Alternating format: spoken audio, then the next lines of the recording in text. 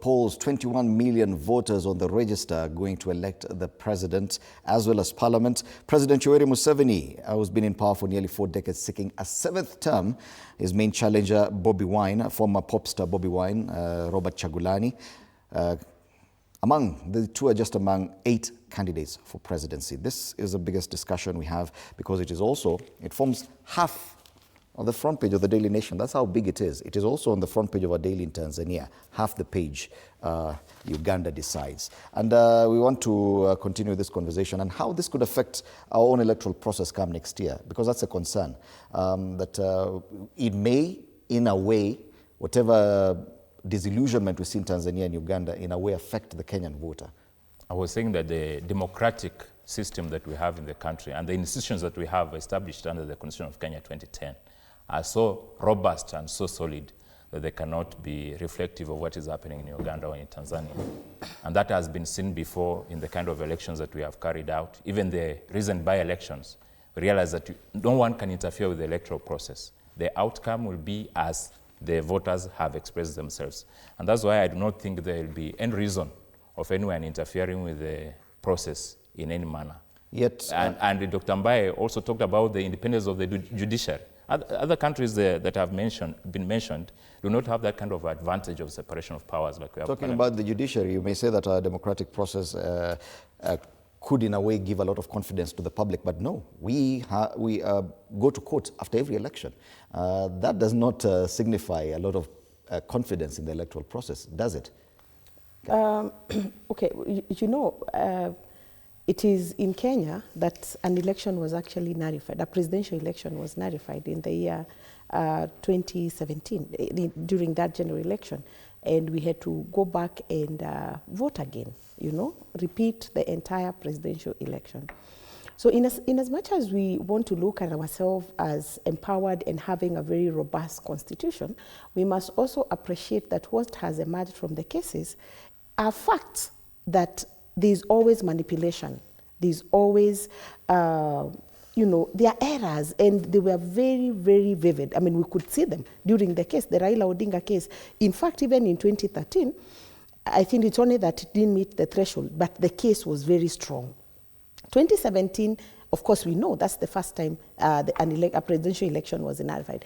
In 2022, and just to add to what my brother Fuamba has said, I was also in Azimio. And we went to court. And as an agent, because I was an agent of Raila Odinga, I followed the whole process very keenly.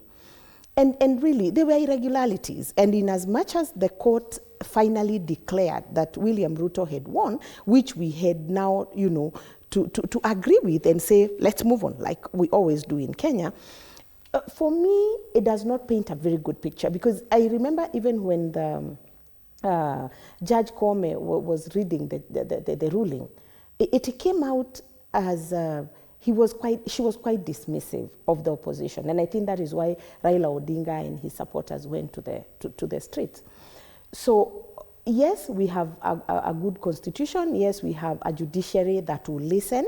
We have a judiciary that will come out strongly. We have lawyers argue in court, but errors have been there. Manipulation has been cited, and so many other errors, as it were. For me, the only way to avoid this, because the ruling in 2017, the conclusion was that a presidential election should be declared at the polling station using Form 34A. This business, and I think you've had many other leaders, including Mheshimiwa Martha Karua, come out and say, we don't need this tallying center. We don't need the national tallying center at Bomas or wherever else they plan to have it this time. Because I remember in 2022, after receiving about 85 constituencies, what we call the Form 34B from the constituency, at some point, it just stopped there, and it took so much time to receive the others until the last minute when everything else trickled. And I think I'll have to befriend Mheshimiwa Mbaye, because some of us have never recovered. You ask yourself, I mean, for 2, 3, 4 days, we were not receiving results. But the last minute before they declared a winner, everything trickled within an hour or less.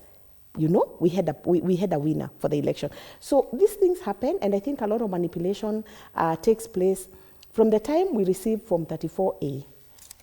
to 34B, by the time you are getting the Form 34C, a lot of manipulation, a lot of adding and subtracting from some people happens, and that is what causes all these problems. Okay. I'm not saying that I'm not a judge to determine whether President Ruto won or lost, or Raila won or lost, but the thing is there was glaring errors, glaring manipulation in that process.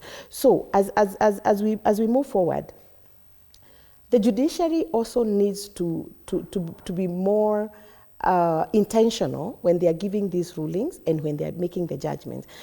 Ensure that neither of the sides feels like, because there was a feeling of like one side owned the judiciary, or the judiciary was acting in favor of a certain group, political alignment. And in the future, it is very important that whatever happens within our Judicial Service Commission looks balanced, and we are not favoring any side. Going back to the